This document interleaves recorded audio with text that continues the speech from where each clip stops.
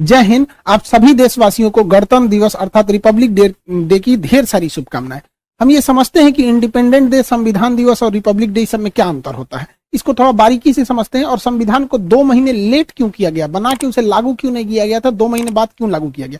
देखिए, 15 अगस्त 1947 को हम आजाद हो गए, हम अंग्रेजों से आजाद हो गए। हालांकि उस समय भी हमारे ऊपर फ्रांस का कब्जा था और पुर्तगालियों का कब्जा था।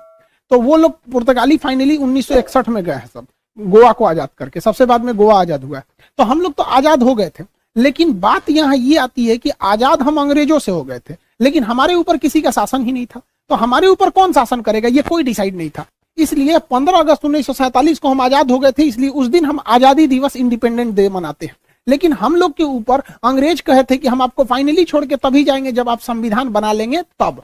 तो हम लोग संविधान 1946 से 1949 के बीच में बनाए, जो फाइनली बन के तैयार हुआ 26 नवंबर 1949 को। इसलिए 26 नवंबर 1949 को हम कहते हैं संविधान दिवस। तो आजाद हो गए, संविधान हो गया यहाँ पे। लेकिन जब तक ये संविधान लागू नहीं हो जाता, हम कैसे कहेंगे हमारे ऊपर किसका शासन चल रहा है। रियलिटी में देखिएगा हमारे ऊपर किसका शासन है, संविधान का।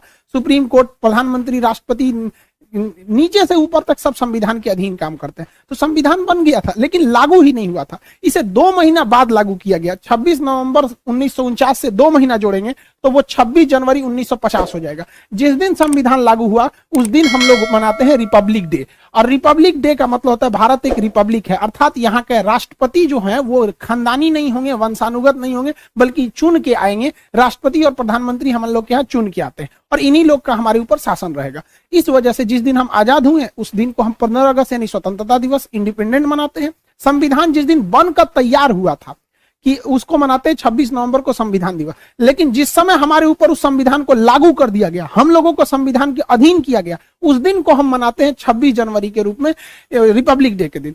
यह हम टोटल मैटर ये समझिए कि इसे 2 महीना लेट क्यों किया गया था, ये समझना है। तो अब हम इतिहास में चलते हैं, क्यों इतना लेट हुआ था। एक्चुअली जब द्वितीय विश्व युद्ध चल रहा था तो उस समय इंग्लैंड को बहुत ज्यादा क्षति हुई थी। जर्मनी ने धो दिया था, लंदन पर 15 दिन 15 रात बिना रुके बम गिराया था। तो इंग्लैंड की जनता जो थी युद्ध से पूरी तरह त्रस्त थी। वहां कंजर्वेटिव पार्टी की सरकार थी, विंस्टन चर्चिल प्रधानमंत्री थे। उसी समय विपक्ष में जो थे लेबर पार्टी की थी, जिसके नेता थे क्लीमेंट एटली। तो क्लीमेंट एटली ने कहा था कि अगर हमारी सरकार आएगी तो हम भारत को स्वतंत्र कर देंगे। तो भारतीयों ने भी उनका समर्थन किया था और क्लीमेंट एटली की जब सरकार बनी तो वो भारतीयों को स्वतंत्र करने के पक्ष में आ गए।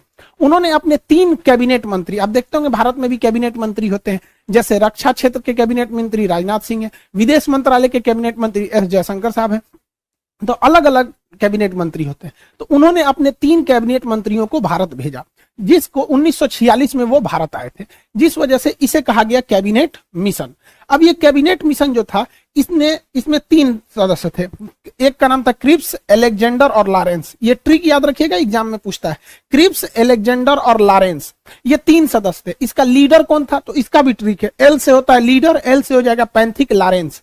तो लॉरेंस ही इसका लीडर था। एग्जाम प्रोस्पेक्टिव से इसे याद रखिएगा, डेट और किसमें कितने सदस्य थे। ये 3 लोग हैं, इन्होंने भारत को 3 बड़े काम करने को दिए। पहला, इन्होंने कहा कि आप अंतरिम सरकार बना लीजिए और अगले 5 सालों तक आप सीखिए कि सरकार कैसे चलाया जाता है। इसलिए आप देखिएगा हमारे यहाँ चुनाव, आजाद हो गए थे हम लोग 1947 में, लेकिन हमारे यहाँ प्रधानमंत्री का चुनाव हुआ 1951 में, बने प्रधानमंत्री 52 में।